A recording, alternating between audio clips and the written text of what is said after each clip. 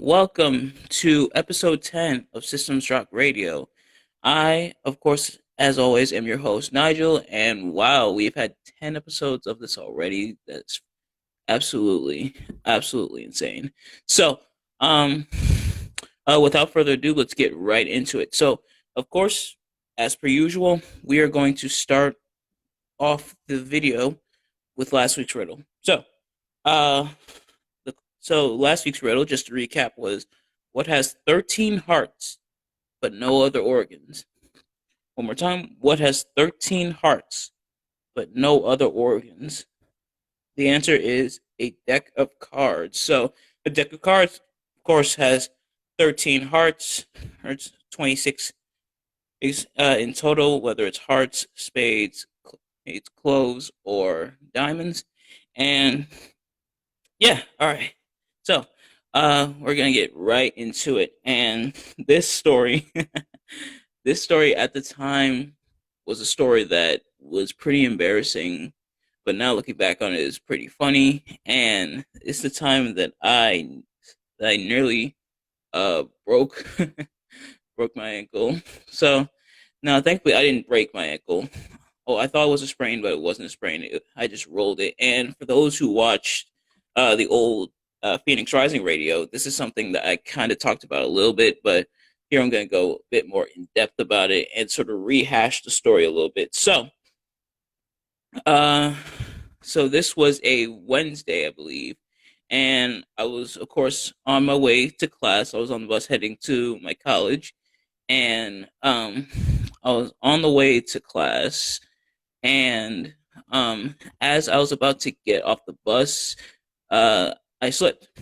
I slipped in a puddle of, I think it was a puddle of water, or slipped off the bus as I was coming off, and boom, landed stomach first onto the pavement. And right as I was coming off the bus to go onto campus into the college. So, of course, when you fall, what's the first thing you do? You check around and make sure nobody was looking. And not a lot of people. I did.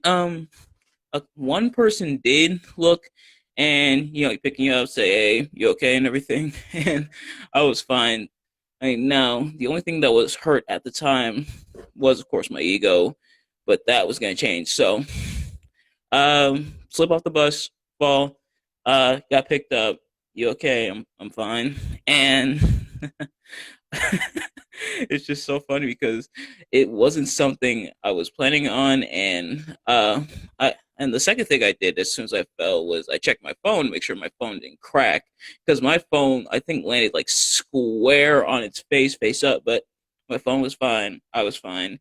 And as I was walking to class, I noticed a little bit of a limp. So after like the adrenaline and everything of me coming off the bus and slipping and falling wore off, then I noticed I had a little bit of a limp. So I was like, oh, oh, that's not good. So, um, but I couldn't do anything about it at the moment because class is starting in about 20 minutes. I got to get over there. So I got over there, got to class, sat through the class, but my ankle was bothering me. I was like, "Jeez, man, what happened? Like, did I fall on like a did I fall on like a sharp rock or something?" So um, I bore through the class and made it through, and then after that, then I headed back to sort of the union, the student union, and most colleges have them. And I was like, oh, okay. So I really gotta get this checked out because now my ankle's starting to hurt even more. So I went over to the local health facility, and this was a place that I heard about, but I didn't really have a chance to go over there. And I wish I could have met them on better terms, other than me nearly spraining my ankle, nearly breaking my ankle. So, went over there and I was like, "Hey, my ankle's hurting. I fell earlier," and so they took a look at it, and I noticed it was starting to swell up a little bit. And at first, I thought it was a sprain because of the way it was kind of swelling up. I was like, "Ooh, okay, that's not good." And uh so ankle, I thought was sprained. So they gave me a bandage to put on it, and basically, what I was gonna do is I was going to uh, go to this class because I had a class coming up, and then I was gonna head back over so that they can get some documentation for me, so that if I wanted to, I could have it checked out by a doctor. So went over to this class, and it was actually two classes actually that I had back to back. This was last semester, so two classes I had back to back, and um, I went, got the documentation, and it wasn't serious enough to where I needed doctor involvement, but it was pretty bad. It was kind of embarrassing. And so I called off work, couldn't go to work. I'm like, there's no way I'm going to be able to work with this. So called off work, went home, rested it up. So, like I said, looking back on it, it's kind of funny, but at the time, it was so embarrassing, so bad. I was like, oh my God. But that's life. Sometimes life happens, and it's something I posted about on my Rated N page. If you're not a part of that, at sending me a request, I can add you to that. And it's where I post a lot of inspirational content and everything. And one of the posts I put up was everything in life is either an important lesson or a funny story. This was definitely a funny story, and looking back on it, it's pretty funny. But that's about it for that. So next, we're going to move on to the inspirational part of this podcast, as per usual. And today, we're going to talk about something that I feel is super important, and maybe something that a few of you guys may be sort of struggling with, and that's real love, real friends versus fake love and fake friends. How do you tell the difference? How do you deal with that? So, of course, throughout your life, you're going to meet all kinds of people if you haven't already. And some of them are truly going to be down for you, down with you. They're going to have your back, whatnot, and want and have your best interests in mind. And some of them are going to study learn from you to become better versions of themselves. But then you have fake people who sort of come in your life and may seem all nice and friendly, but actually aren't. And those type of people you gotta really be careful of. So, Nigel, you may be asking yourself, how do you tell the difference? So, there's a couple ways. For ways, and I have a couple of footnotes of it. So, first of all, is support, or do your friends support you? Now, oh, of course, some friends you don't see every day, but whenever you get around your friends, sorry, and you're talking about something big that you have coming up, like, ooh, I have this coming up. Now, are they supporting you?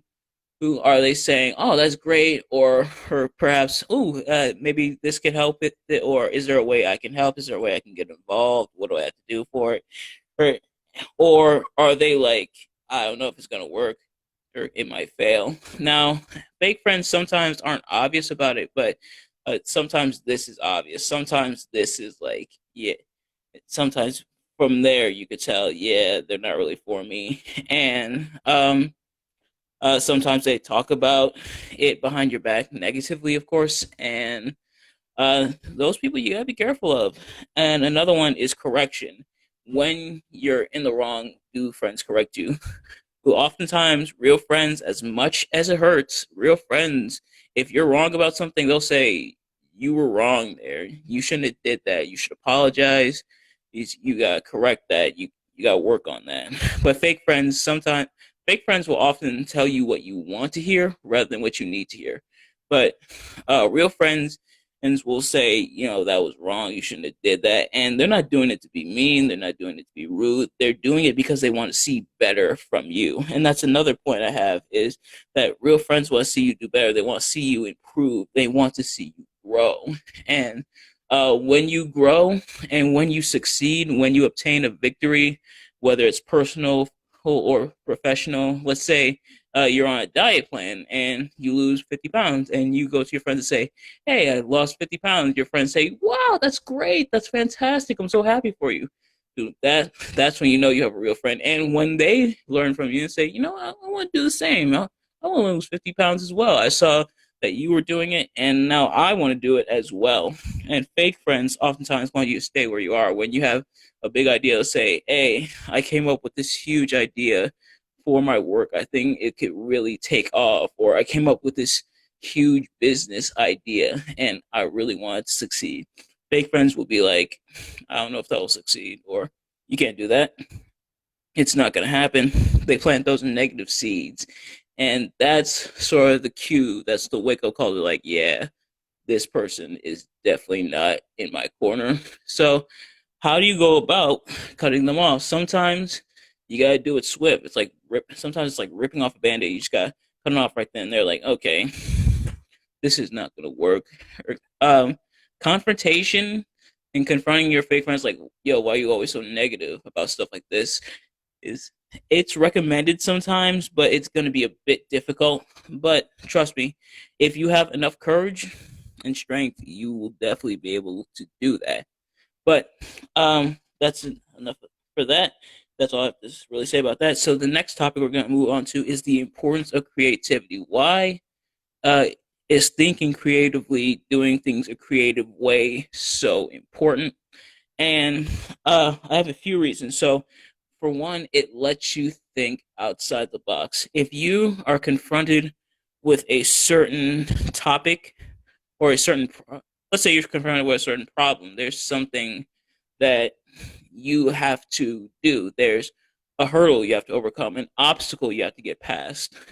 As Thinking creatively could help you out of that. If you don't really think creatively, then you might see only one option, one way out of it. But if you think creatively, you could find a few different ways out of it. Like, okay, what if I did this? What if I thought about doing that? And I'm just gonna take a little water. Yeah, but what if I did this? What if I thought that? What if we did this? And oftentimes, thinking creatively could be the difference between a problem getting solved and a problem persisting. And so that's why creative thinking, studying creative thinking is so important. And another is that companies actually pay a lot of money for creative thinkers. Uh, so I took a couple creative thinking courses. In fact, I'm taking one right now at my college, and the professor was telling me that he hosted a workshop for these people, and they were like, "How do we think creatively? Like, what's some ways we can think creatively?" They brought him on board. He charged like, I think he said like $10,000 for it. That's a lot of cash, and so you can get a lot of cash for thinking creatively. A lot of people want creative thinkers, and he was even describing how some jobs will hire you if you have a minor or even a major, perhaps, in creative thinking. And one company he was telling me about, I don't remember the name off the top of my head. He was saying, yeah, if they have a minor in creative thinking after they graduate, I'd definitely be willing to hire them. So that can sort of get your foot in the door. And that's why creative thinking is definitely something that I feel everybody should at least be somewhat familiar with, that have some level of creative thinking inside them. And a lot of people do.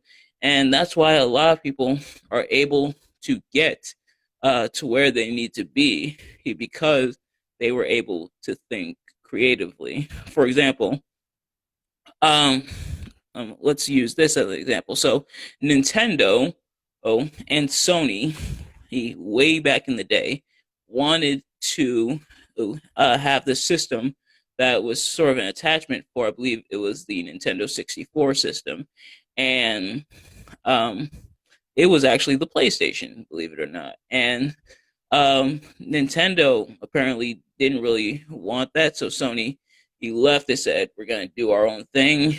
And if Sony wasn't creative enough to come up with that, who knows where they would be now when it comes to the industry of video games. But that is about it. A bit of a brief episode today, but stay tuned for the official System Shock Radio website that's going to be coming your way soon. And I'm going to leave you all with next week's reel, and then we're going to close out for the day.